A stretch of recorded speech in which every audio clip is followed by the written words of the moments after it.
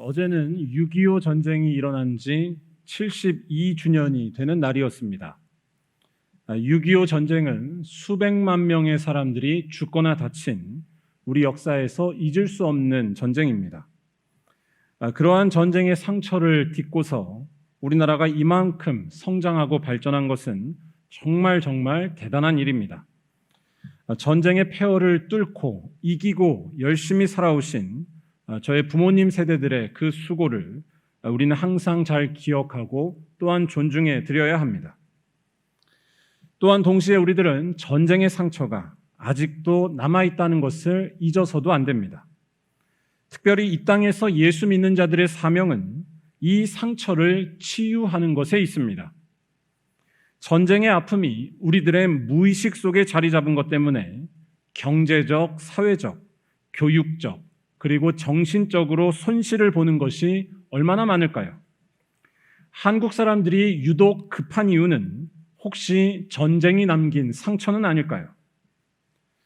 아무튼 그리스도인으로서 6.25 전쟁을 기억할 때에 여러 가지를 말할 수 있겠지만 우리는 두 가지를 꼭 기억해야 합니다. 하나는 다시는 이 땅에 이러한 끔찍한 전쟁이 반복되지 않도록 기도해야 하는 것이고, 또 하나는 전쟁에서 희생되고 고통당한 이들을 잊지 않는 것입니다. 제가 영국에 있을 때 꼭 해보고 싶었던 것이 하나 있었습니다. 바로 한국전 참전 용사를 찾아뵙고 인사하는 일이었습니다. 영국은 6.25 전쟁에 미국 다음으로 많은 군인들을 보낸 나라입니다. 제가 영국 케임브리지에 살 때 한인교회를 다녔었는데 제가 다닌 한인교회에서 이 참전 용사들을 잊지 않는 일을 하고 있었습니다. 1년에 한 번씩 그분들을 모시고 위로회를 하는 일이었는데 제가 이걸 참석해 보지 못하고 귀국했습니다. 너무 아쉬웠습니다.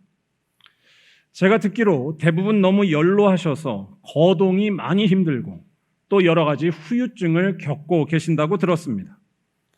잠을 제대로 이루지 못하는 분들이 참 많다고 들었습니다. 전쟁에서 고통당하는 일은 끔찍합니다. 상상도 하기 힘듭니다. 이것은 비단 싸우기 위해서 참전한 군인들만의 것은 아닙니다. 이것은 민간인에게도 마찬가지입니다. 전쟁으로 피난을 다니고 가족을 잃고 죽을지도 모르는 상황을 매 순간 맞이한다는 것은 상상할 수 없는 고통입니다.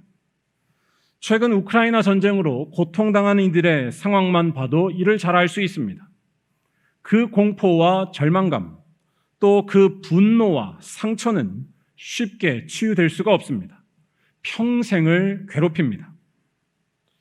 제가 이런 말씀을 드리는 이유는 전쟁의 끔찍함을 잊지 말아야 한다는 것을 말씀드리기 위함이지만 또 다른 이유는 오늘 말씀을 함께 잘 생각해 보기 위함입니다. 바로 오늘 말씀에 나온 한 사람, 엘리야에 대해서 잘 이해하는 것입니다. 엘리야는 비유컨대 일종의 전쟁을 겪은 사람과 비슷했습니다. 그는 전쟁에 참전했던 참전용사로 비유할 수도 있고 아니면 전쟁의 소용돌이에 휘말린 민간인으로 비유할 수도 있습니다. 하나님께서 바알과 아세라를 비롯한 우상과의 싸움을 행해 나가실 때 그 싸움의 한복판에 엘리야가 있었습니다. 우리는 엘리야의 삶에 대해서 너무 단순하고 쉽게 생각할 때가 많습니다. 엘리야를 단지 영광스러운 일들만 가득했던 선지자로 이해하는 것입니다. 물론 그의 삶에는 하나님의 역사가 나타났으며 놀라운 승리가 있었습니다. 하지만 그것이 다가 아니었습니다. 쉽게 말해 엘리야의 삶은 참으로 괴롭고 참으로 비참했습니다. 몇 번의 승리가 있었지만 크게 달라진 것은 없었습니다. 엘리야가 열심히 노력했지만 여전히 우상이 이스라엘 땅을 지배하고 있었고 우상을 믿는 아합 왕이 엘리야를 죽이기 위해 열을 올리고 있었습니다. 열왕기상 19장에 엘리야가 로뎀 나무 아래에서 죽기를 구했을 때의 모습을 떠올려 보시기 바랍니다. 엘리야는 자기의 삶을 후회합니다. 하나님의 뜻을 위해서 죽기 살기로 살았지만 돌아오는 것은 죽음의 위기였습니다. 그는 힘없고 초라한 한 명의 선지자일 뿐이었습니다. 또 그러한 일이 계속해서 반복되었습니다. 마치 전쟁을 겪은 사람처럼 상처와 절망이, 두려움과 공포가 끝없이 밀려오는 것이 엘리야의 인생이었습니다. 오늘 말씀을 잘 이해하려면 이러한 엘리야의 모습을 충분히 이해해야 합니다. 이렇게 살아온 엘리야의 마지막을 보여주는 것이 오늘 말씀인데요. 한번 노년이 된 엘리야의 모습, 할아버지가 된 엘리야를 상상해 보시기 바랍니다. 할아버지가 된 엘리야는 어떤 모습이었을까요? 앞서 설명드린 엘리야의 지나온 삶의 그 아픔과 고난의 세월을 생각하면 그의 말년은 그렇게 좋지는 않았을 가능성이 매우 큽니다. 한번 상상해 보시기 바랍니다. 엘리야가 평소에 잠을 잘 잤을까요? 엘리야는 우울증이나 히스테리는 없었을까요? 엘리야는 몸에 병은 없었을까요? 엘리야는 결혼을 했었을까요? 평생을 실패만 반복해온 엘리야가 편안하고 일반적인 말년을 맞았을 가능성은 지극히 적어 보입니다. 아마도 그는 쓸데없이 고집이 센 노인이었을 수도 있습니다. 또한 반대로 겁이 아주 많고 아픈 데가 천지였을 수 있습니다. 그 이유는 간단합니다. 그의 인생에 고통이 많았기 때문입니다. 정확히 말하자면 힘들고 어려워도 끝까지 하나님의 뜻을 고집하며 살아왔기 때문입니다. 실패의 길이어도 주의 뜻을 위해서 일어섰으며 외로움과 절망의 순간이어도 주님의 뜻이라면 피하지 않았습니다. 그래서 제가 엘리야를 그린 그림들, 성화를 찾아봤는데요. 두 개의 그림이 눈에 띄었습니다. 하나는 페르디난드 볼이라는 작가가 그린 그림인데요. 한번 보여주실까요? 이 그림에서 보여주세요. 이 그림에서 엘리야는 피골이 상접한 상태, 눈에 힘이 풀리고 절망한 모습 그 자체로 나옵니다. 로뎀나무 아래에서 죽으려고 했을 때의 모습을 그린 것인데 이 그림은 엘리야의 삶 전체를 요약해서 보여줍니다. 그는 늘 혼자였고 실망할 뿐이었습니다. 해도 소용이 없었고 실망하고 낙심하는 것이 그의 삶이었습니다. 그런데 엘리야에 대해 그린 그림 중에 또 하나의 그림은 달랐습니다. 한번 보여주실까요? 여기에 나오는 엘리야는 전혀 다른 모습입니다. 눈빛이 매섭게 살아있고 아주 강인한 모습 그 자체입니다. 눈에서 레이저가 나오고 있습니다. 이런 분이 교회에 계시면 무서워서 다 도망갈지도 모르겠습니다. 그런데 좀 무서워 보여도 이 그림은 엘리야의 또 다른 면을 분명히 보여줍니다. 그의 삶은 고귀했습니다. 그의 삶은 영광스러웠습니다. 그의 삶은 하나님께서 함께 하시는 강인하고 복된 삶이었습니다. 제가 이런 말씀을 길게 드리는 이유는 오늘 말씀이 말하는 바도 이와 같기 때문입니다. 오늘 말씀에서 우리가 주목해 봐야 할 말씀은 이른바 엘리야가 승천할 때에 대한 말씀입니다. 엘리야는 승천하기 전 엘리사와 마지막으로 대화를 나눕니다. 9절에서 먼저 엘리사는 스승 엘리야에게 당신의 성령이 하시는 역사가 자신에게 갑절로 있게 해달라라고 부탁합니다. 엘리야에게 역사한 성령의 역사가 자신에게 갑절로 배로 있게 해달라는 것이었습니다. 엘리사의 이 부탁은 여러 가지로 해석해 볼 수 있지만 중요한 것은 엘리사가 하나님께 크게 쓰임받는 선지자가 되게 해달라는 것입니다. 성령의 역사가 갑절로 나타나 엘리야 이상으로 하나님께 쓰임받기를 원한다는 것입니다. 그런데 이러한 부탁을 받은 엘리야가 엘리사에게 하는 답변을 보면 좀 의아합니다. 엘리야는 10절에서 이렇게 말합니다. 이르되 내가 어려운 일을 구하는도다. 그러나 나를 내게서 데려가시는 것을 내가 보면 그 일이 내게 이루어지려니와 그렇지 아니하면 이루어지지 아니하리라 하고. 엘리야는 엘리사의 그 부탁이 어려운 것이다 라고 말하면서도 아주 불가능한 것은 아니라고 이야기합니다. 하나님께서 엘리야를 데려가시는 그 순간을 목격하면 그 일이 이루어질 것이고 그렇지 않으면 이루어지지 않을 것이라는 말씀입니다. 하나님께서 엘리야를 데려가시는 그 마지막 순간을 보는 것이 조건이라는 말씀입니다. 지금 이야기하고 있는 것은 엘리야의 승천 장면에 대한 이야기입니다. 여러분들은 엘리야가 승천했다는 이 이야기를 들으실 때 어떤 생각이 드시나요? 엘리야의 승천 이야기는 엘리야에 대한 중요한 사실을 말하는 본문입니다. 엘리야의 삶이 실패로 보였어도 영광스러웠다는 것입니다. 하나님께서 엘리야를 버리지 않으셨고 그를 존귀하게 하셨다는 것입니다. 오늘날 말로 하면 비참하게 산 것 같은 엘리야가 사실은 성공한 인생이었다는 것입니다. 일단 승천의 의미를 우리가 잘 알아야 하는데요. 승천한다는 것을 눈에 보이는 하늘로 올라가는 것, 이런 것으로만 이해해서는 곤란합니다. 성경에서 나오는 하늘이란 하나님이 계시는 곳을 상징합니다. 하늘은 하나님의 생명이 있고 하나님의 영광이 감춰진 세계를 말합니다. 다시 말해 엘리야가 승천했다는 것은 그가 하나님의 영광과 생명으로 들어갔다는 이야기입니다. 가장 영광스러운 모습이 엘리야의 마지막이었고 하나님께서 그의 인생을 받아주시고 인정해 주셨다는 것입니다.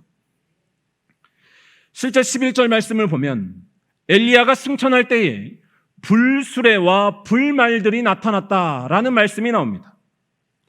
이것은 엘리야의 마지막 순간에 하나님이 계셨음을 상징합니다. 열왕기하 6장 17절을 보면 엘리사에게도 이 불수레와 불말들이 나타난 일이 있었습니다. 이것은 하나님께서 엘리사를 보호하시고 지키시기 위해 나타나신 역사였습니다. 즉 오늘 말씀에서 불수레와 불말들이 엘리야에게 나타났다는 것도 마찬가지입니다. 하나님의 능력과 역사가 엘리야의 마지막 때에 충만히 있었으며 하나님께서 그의 삶에 끝까지 함께 하셨다는 것입니다. 특별히 마지막 순간에 그러했다는 것은 단지 마지막 그때만을 가리키는 것으로 봐서는 안 됩니다. 이것은 엘리야의 인생 전체를 요약해서 말하는 것입니다. 그의 인생에 대한 최종적인 평가인 것입니다.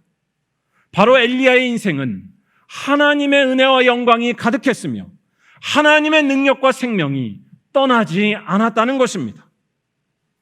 그리고 이러한 엘리야의 삶의 비밀에 대해서, 그의 삶의 진실에 대해서 제자 엘리사가 똑똑히 보게 된다면 성령께서 하시는 그 역사가 갑절로 나타나게 될 것이라는 말씀입니다.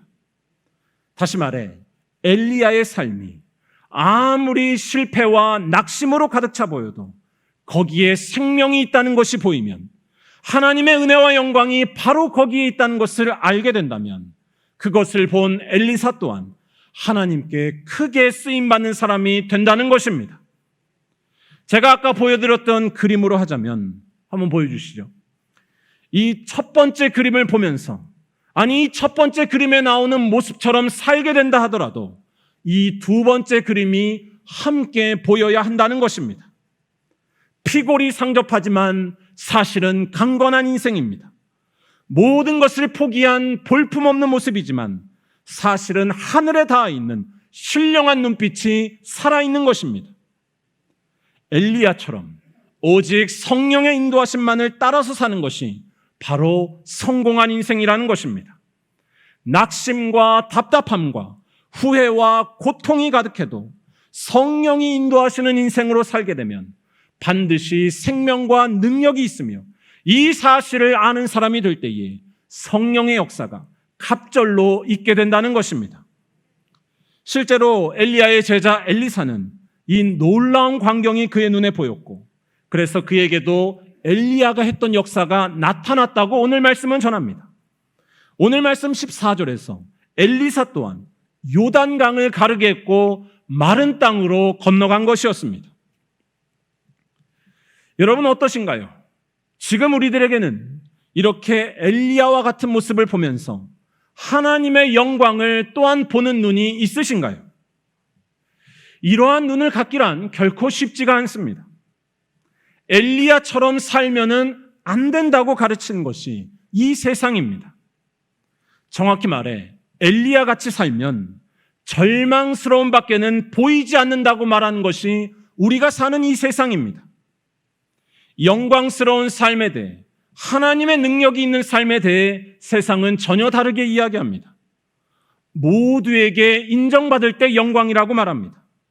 풍요로움이 넘치고 힘이 있는 곳에 하나님의 능력이 있다고 이야기합니다. 오늘 광고 시간에 광고를 했지만 지난 수요일 우리 교회 베드로 선교 회원들이 중림동 주민센터에서 진행하고 있는 빨래 배달 봉사에 참여했었습니다. 이 일은 빨래하는 것이 쉽지 않은 홀몸 어르신들을 섬기는 일이었습니다. 특별히 여러 가지 어려운 사정 때문에 빨래하는 것이 여의치 않은 많은 분들을 섬기는 일이었습니다. 그분들에게 가서 빨래거리를 받아오고 또 다 된 빨래는 다시 또 가져다 드리는 그런 봉사였습니다. 그래서 이 봉사를 하면서 우리 교회에서 멀지 않은 곳에 있는 쪽방촌에 가서 빨래를 받아왔는데요. 거기에서 참 귀한 분들을 만날 수 있었습니다. 우리 교회에서 멀지 않은 곳에 있는 이 쪽방촌을 저도 이번에 처음 알았는데요. 정말로 열악한 곳이었습니다. 말로 다 설명하기가 어려울 정도인데요. 그런데 여기에 계시는 분들을 위해서 식사를 매일매일 대접하는 단체가 있었습니다. 한사랑 공동체라는 곳이었고 카톨릭에서 운영하는 곳이었습니다. 저희가 갔던 날이 지난 수요일이었는데 그날 정말로 날이 뜨거웠습니다. 그런데 거기에 계신 봉사자께서 그 뜨거운 날씨 속에서 돈가스를 튀기고 계셨습니다. 쪽방촌에서 하루하루 지내는 가난한 분들의 식사를 준비하는 것이었습니다. 아주 좁은 주방에서 에어컨도 없이 땀을 뻘뻘 흘리면서 돈가스를 튀기고 계셨습니다. 또한 그것이 다가 아니었습니다.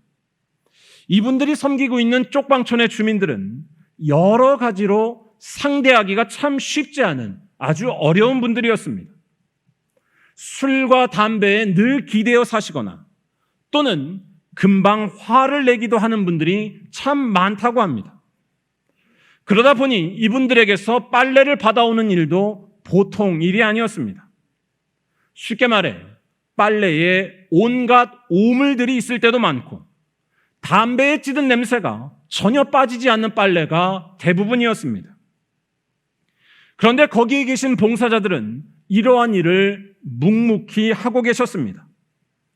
땀을 뻘뻘 흘리면서 돈가스를 튀기고 계셨고 아무도 가까이 하지 않는 이분들의 더러운 빨래를 모으고 계셨습니다. 잠깐 본 것이었지만 저는 이때의 모습이 잊혀지지 않습니다. 이 좁은 골목의 쪽방촌은 사실 아무것도 영광스럽게 보이지 않습니다. 하지만 우리 믿는 자들에게는 꼭 그렇지만은 않다는 것입니다. 주님의 뜻을 위하여 아무것도 없는 이들을 섬긴다면 그 모습은 볼품없어 보여도 세상에서 인정받지 못해도 거기에 숨은 영광이 있으며 하나님의 능력이 있다는 것입니다. 하나님이 그곳에 함께 하십니다. 엘리야에게 나타난 불수레와 불말이 보이는 것입니다. 그러면서 저는 문득 우리 교회의 지나온 역사도 생각이 났습니다. 우리 교회도 누가 알아주지 않아도 가난한 이들을 섬기는 사업을 열심히 했었습니다. 그 대표적인 일은 1928년 만리동 지역에 있었던 무산 아동들을 위해, 즉 빈민가의 어린이들을 위해 유치원도 열고 또한 야학도 열었던 일이었습니다. 공부할 형편이 안 되는 가난한 아이들을 불러 모아서 가르치고 배우게 한 일이었습니다. 그때 상황에 대해서 소개하는 우리 교회 역사책에 나오는 글을 보면 이때의 일이 결코 쉽지 않았었다는 것을 알 수 있습니다. 한마디로 세상에서 알아주지도 않는 일에 에너지와 돈을 쏟아부은 것입니다. 역사책을 보면 이렇게 나옵니다. 남은 초가집에서 띄워주세요.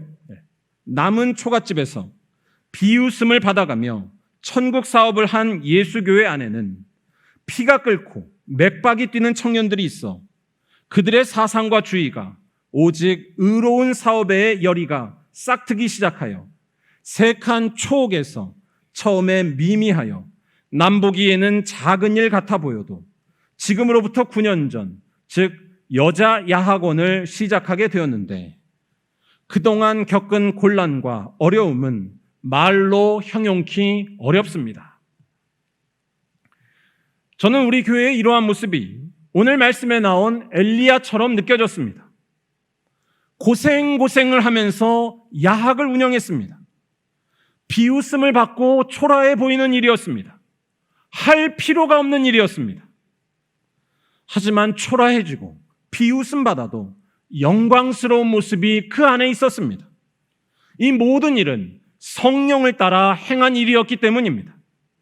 천국 사업을 향한 피가 끓었습니다. 의로운 사업에 맥박이 뛰었습니다. 그래서 초라해 보여도 영광스러웠고 가난해도 부끄럽지 않았습니다. 하나님의 불수레와 불말이 보였던 일입니다. 우리의 인생을 어둡게 하고 절망으로 몰고 가는 요단강을 가르는 하나님의 역사는 많이 가졌다고 해서 나타나는 것이 아닙니다. 똑똑하다고 해서 일어나는 것이 아닙니다. 주님의 일을 위하여 자기를 버리며 불편한 자리로 가는 자에게 절망의 요단강이 물러가고 두려움과 불안함의 강물이 다 갈라지게 되는 줄로 믿습니다. 우리 말리언교회는 이러한 믿음을 고백한 자랑스러운 믿음의 조상들이 지켜오고 부흥시켜온 거룩한 교회인 줄로 믿습니다. 사랑하는 말리언교회 성도 여러분, 오늘 말씀에 나오는 엘리야를 보실 때 여러분들의 눈에는 무엇이 보이시나요? 엘리야의 그 초라한 모습에 불수레와 불말이 함께하고 있는 것, 하나님의 영광이 떠나지 않고 있는 것이 보이시나요? 아니면 그저 인생을 헛되게 산 것 같은, 실패한 것 같은 한 초라한 노인이 보이시나요? 우리 말리언교회 성도들은 엘리야의 이 모습 속에서 하나님의 능력과 영광을 보는 거룩한 성도들인 줄로 믿습니다. 무엇보다 우리가 이렇게 말할 수 있는 이유는 우리는 예수님이 누구신지를 알기 때문입니다. 오늘 말씀에 나오는 엘리야는 누구보다도 예수님을 떠올리게 하는 인물입니다. 예수께서 어떻게 사셨는지 생각해 보시기 바랍니다. 예수께서는 엘리야 이상으로 비참하고 실패한 것 같은 삶을 사셨습니다. 그는 모두에게 버림받으셨고 십자가에서 외롭게 죽임당하셨습니다. 세상을 다스리는 죄의 권세가 살아있고 승리한 것처럼 보이는 순간이었습니다. 하지만 예수님의 고난은 실패와 저주가 아니었습니다. 예수님의 고난은 하나님의 영광이었습니다. 예수께서는 3일 만에 부활하셨으며 승천하셔서 하나님의 우편으로 가셨기 때문입니다. 하나님의 절대적인 능력과 영광이 바로 십자가에 달리신 예수님에게 있었다는 것입니다. 이 예수를 따라 사는 자에게 똑같은 능력이 나타난다는 것이 우리 믿는 자들의 영원한 고백인 줄로 믿습니다. 예수 따라가면 망해도 망하지 않고 죽어도 죽지 않고 부족해도 다 채워지는 하나님의 역사가 나타날 줄로 믿습니다. 십자가 지고 나가는 자만이 요단강을 가를 수 있으며 마른 땅으로 걸어갈 수 있다는 것입니다. 사랑하는 우리 말리언교회 성도 여러분, 이 예수만을 사랑하고 붙들다가 고난당하고 약해지는 복을 누리시기를 바랍니다. 예수 따라 살다가 속상한 일이 있어도 또는 가난해져도 전혀 걱정하지 마시기 바랍니다. 또한 성령으로 사시다가 시험당하고 불편해져도 하기 싫은 일을 해도 불안해하지 마시기를 바랍니다. 그것이 성령으로 사는 것이고 예수를 따라가는 것이면 틀림이 없습니다. 뒤도 돌아보지 말고 따라가시기 바랍니다. 여러분들의 고난받는 그 모습에 하나님의 참된 능력이 임할 것이기 때문입니다. 여호와의 영광이 하나님의 불수레와 불말이 바로 거기에 있을 것입니다. 우리 교회에 지나온 역사가 이를 증거하고 있으며 오늘 말씀에 나온 엘리야가 이를 보여주고 있으며 무엇보다 예수님의 십자가와 부활, 그의 승천이 이를 증거하고 있습니다. 주님께서 이 땅에 다시 오실 때 우리는 그 놀라운 영광을 최종적으로 확인할 것이고 그 생명에 들어가게 될 줄로 믿습니다. 특별히 이 믿음을 가지고서 가난하고 외로운 이들을 위해 땀 흘리는 일, 어려운 일을 당한 이들을 위로하는 일에 힘쓰며 사시기를 바랍니다. 예수께서 말씀하신 것은 이웃을 섬기는 것에 있으며 아픈 자들을 위로하는 것에 있기 때문입니다. 이를 위하여서 특별히 이번 여름 농촌의 외로운 이들을 위해 땀 흘리실 때에, 또한 우리 주변에 있는 가난하고 어려운 이들을 말없이 섬기실 때에 여러분의 얼굴에 하늘의 영광과 하나님의 빛이 빛나게 될 줄로 믿습니다. 혹시 이번 여름에 농촌 선교에 참여하지 못하신다면 열심으로 기도해 주시고 사랑의 후원으로 동참해 주시기를 바랍니다. 또한 이번 한 주 남은 특별 새벽 기도에도 열심히 참여하는 것을 잊지 마시기를 바랍니다. 예수님을 쫓아가는 것의 출발은, 성령으로 사는 것의 출발은 바로 기도에 있기 때문입니다. 바라기는 이러한 믿음으로 오직 성령으로 사는 사람이 다 되셔서 하나님의 불수레와 불말이 떠나지 않는 능력 있는 인생이 다 되시기를 주님의 이름으로 간절히 축원합니다.